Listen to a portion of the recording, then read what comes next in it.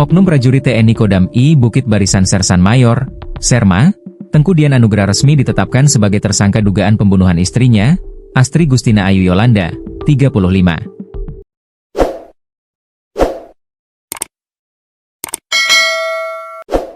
Kepala Penerangan Kodam I BB Kolonel Asrul Kurniawan Harahap mengatakan, Serma Tengku Dian kini ditahan di Polisi Militer Daerah Militer, Pomdam, Kodam I Bukit Barisan. Sudah tersangka. Sudah diamankan untuk proses lebih lanjut, kata Kolonel Asrul, Jumat, 25 Juli 2025. Asrul mengatakan, berdasarkan hasil pemeriksaan sementara pemicu penusukan dilatari permasalahan ekonomi keluarga. Meski belum bisa memastikan, ia menegaskan Kodam I BB terus menyelidiki motif pasti dugaan pembunuhan ini. Motif kejadian masih dalam pendalaman. Namun, berdasarkan hasil pemeriksaan awal, dugaan sementara mengarah pada persoalan ekonomi keluarga sebagai pemicu terjadinya peristiwa ini, ujarnya.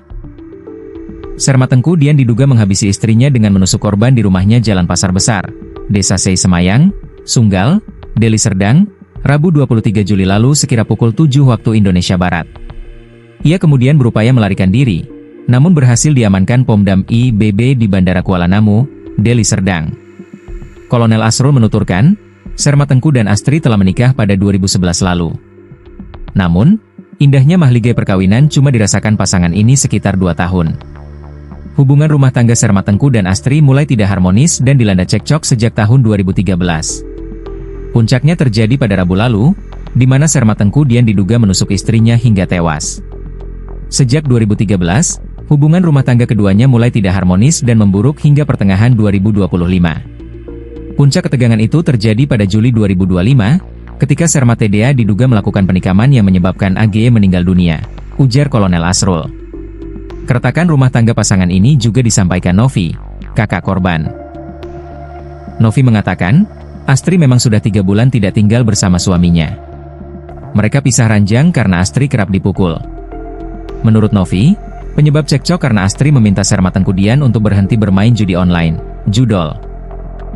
Ini yang dibilang sama adik saya. Suaminya itu main judol.